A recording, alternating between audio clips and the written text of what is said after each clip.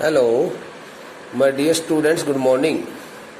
Students, in this lecture, we are going to get some details in written form regarding the same poem which we attended in the last lecture, childhood. So now, I would like to write you some important facts. Firstly, concerning to the poem sketch, and secondly, some more important facts relating to theme, analysis and poetic devices. So first of all, bete, I write here the name of the poem which we had read in the last lecture. Okay. This is poem number 4. Name of the poem is Childhood. Okay. Written by Marcus, Marcus Nathan, Natten, Marcus Nathan. Marcus Nathan was from Norway. So now, first of all, I would like to write a poem sketch. Poem sketch. Okay.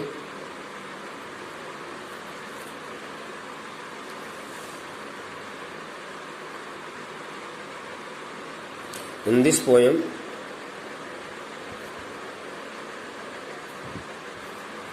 the poet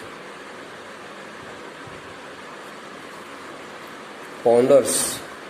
The poet means Marcus Nathan.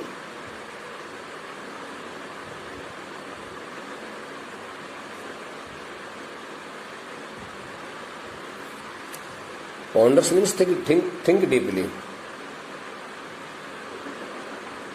Ponders is a verb. Deeply over the question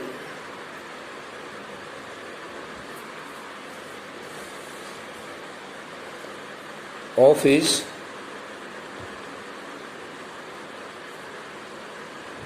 lost childhood.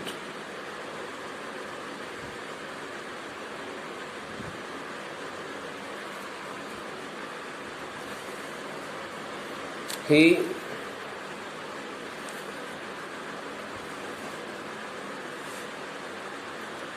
or I would say while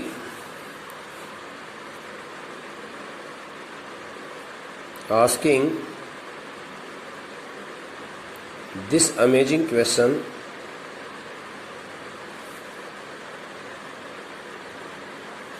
to himself,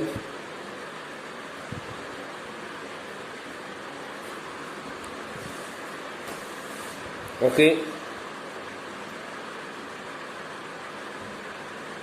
repeatedly he recalls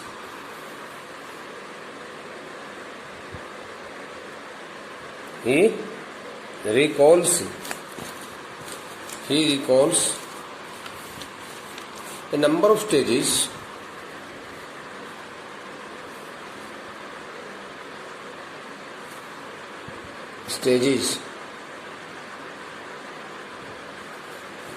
when his thoughts and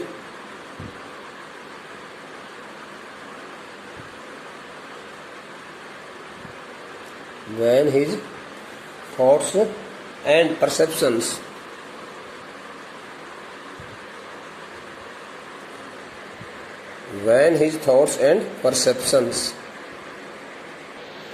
about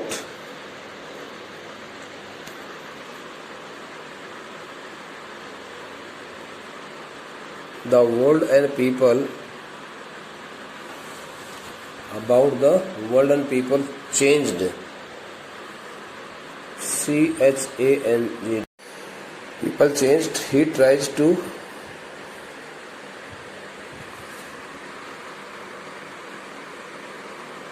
identify He tries to identify one particular stage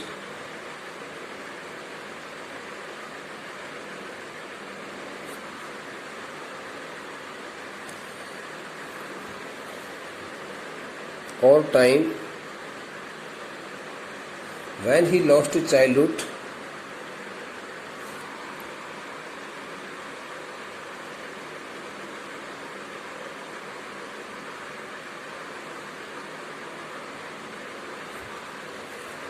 and stopped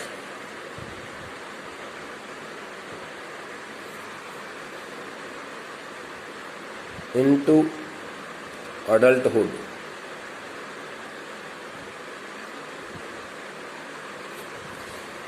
He also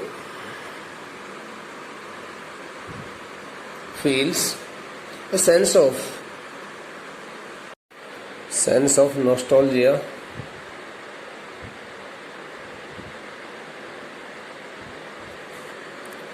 for the lost childhood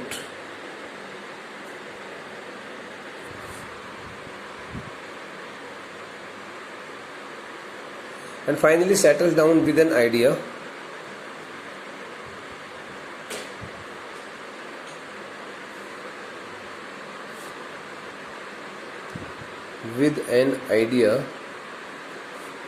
that his childhood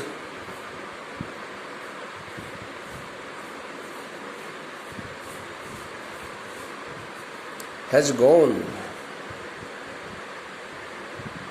to some forgotten place, place, and that place could be found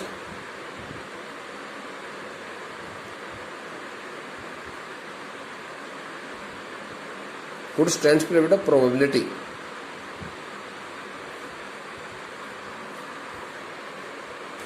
in an infant's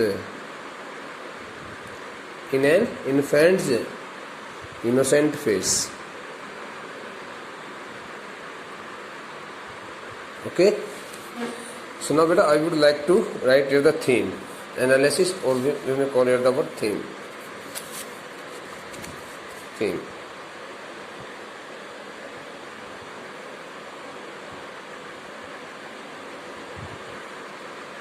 Theme of the poem.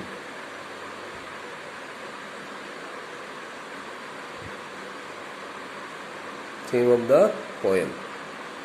Bete, the theme of this poem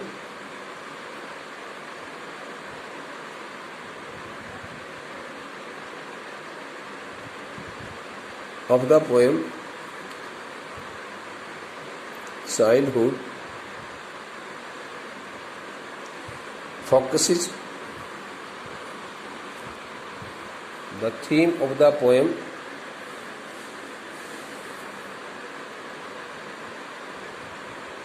is entirely based on the loss of innocence.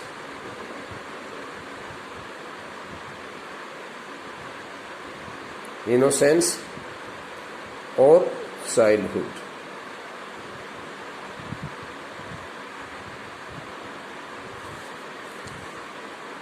Marcus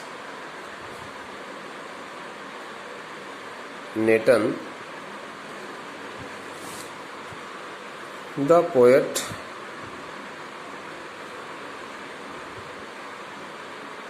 wanders, wonders, wanders, when and where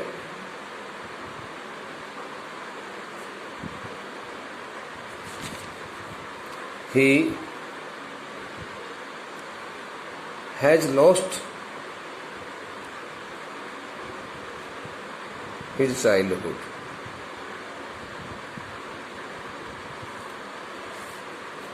He ponders over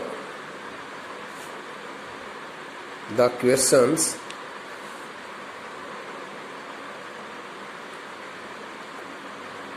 ponders over the question and highlights the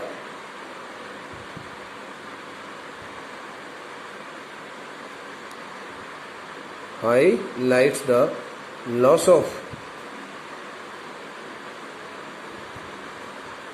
his innocence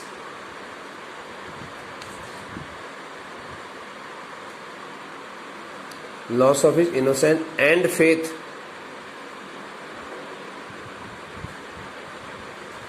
in the quest of growing up.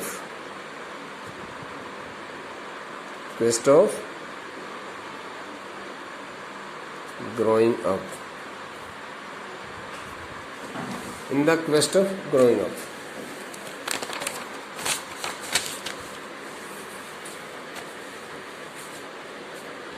Okay, बेटे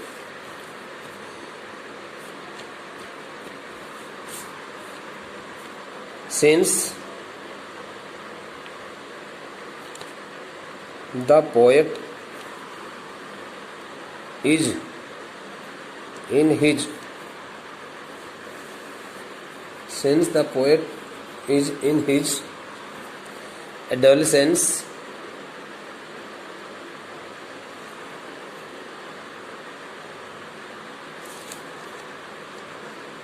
which is a puzzling stage,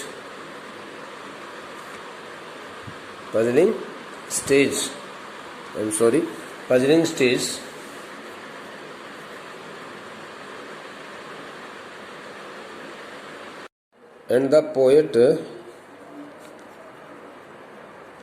finds himself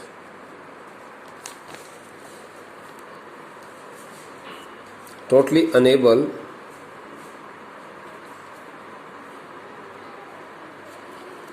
to settle with the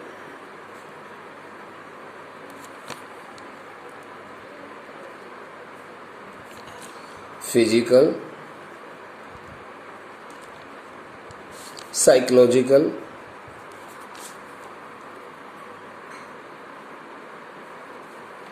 and other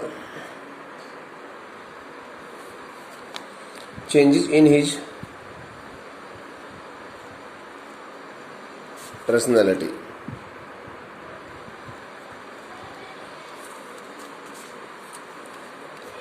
He becomes a young adult and he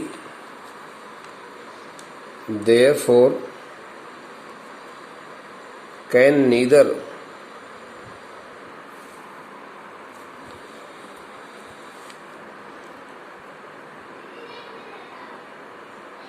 wish to call him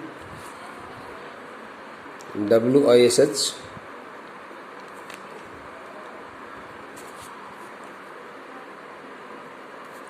call him a child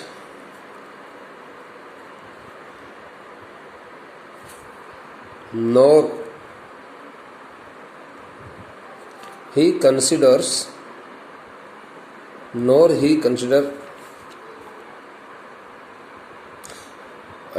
he therefore can neither wish to call him child nor consider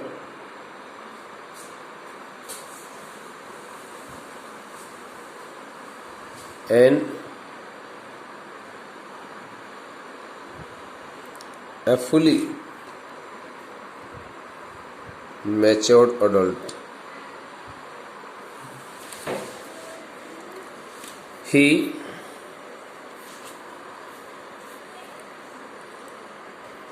finds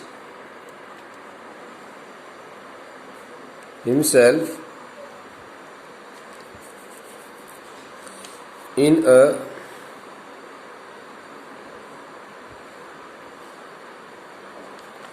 confused state of mind and can hardly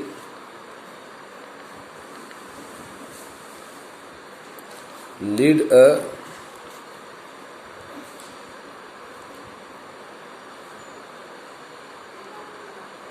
satisfied life due to the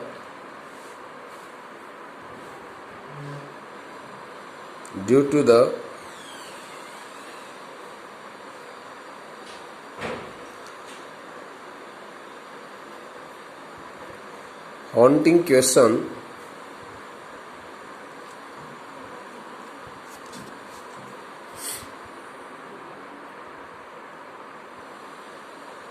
in his mind. Okay, bete. So here in this poem, bete, the poet really expresses his concerns. He really expresses his concerns regarding the loss of his innocent days, the loss of his early childhood, and he can hardly find the exact time when he became more sensible, more intelligent, more sincere, more matured compared to his first stage of life. Okay, so through this poem, the poet wants to tell us that a person passes through different stages of life, but the first stage of his life is the only one where he gets full enjoyment, and this the stage meets him only once in his life. But the poet, the poet does not feel himself fully contented to the question which he takes in his mind so frequently, so repeatedly. Okay, so as we have already learnt in the poem, right from the first stanza till the last one, in the first stanza the poet talks about the days of his early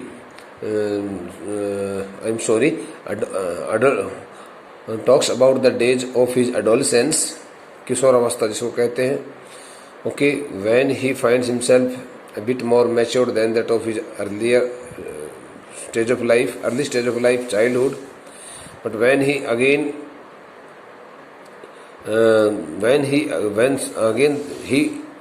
finds himself some more matured and confident person, so then again he takes the same question and he finds that he can hardly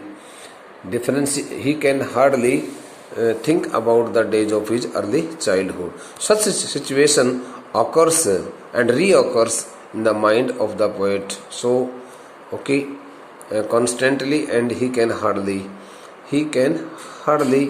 decide at what time he has left his childhood. But finally, he satisfies himself, saying that he has left his childhood in the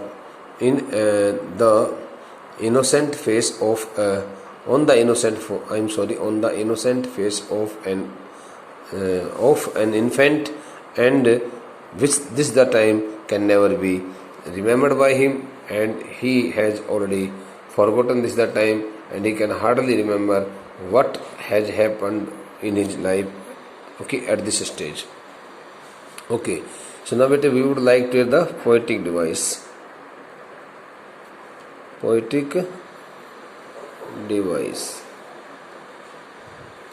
So the first poetic device is refrain. R-A-I-N.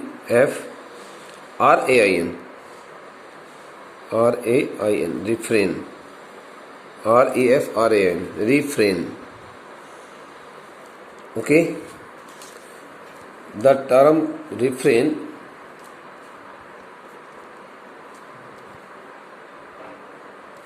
or the poetic device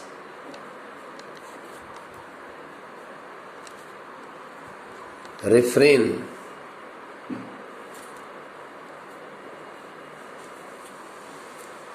okay appears in the question. Here is the book. When did my childhood go? When did my childhood go? Was that the day? Was that the day? Was that the day? When did my childhood? So when we find anything repeatedly, when we find anything used by the poet repeatedly in the beginning or at the end of the stanza or the poem is called the refrain. So the question is here: when did my childhood? When did my childhood go? And the word was that the day. Was that the day? Okay, bete. So here the word refrain. This the poetic refrain stands for here. Okay, this the poet refrain. The word this the poetic device refrain means the repetition of the lines in the beginning or at the end of the poem or the stanza. So here, as we can see here, this the question is being repeated, okay, by the poet in the beginning of each and every stanza except the last one, and this the last word is also being repeated here in these first three stanzas. So in these first three stanzas, if you find any question regarding the poetic device of figure of speech, so you should write the name of the figure of speech, refrain. Okay, so the term or the poetic device, okay, poetic device refrain appears in the question when did my childhood go and was that the day. Okay, so this is the end of this poem's details, and now I would like to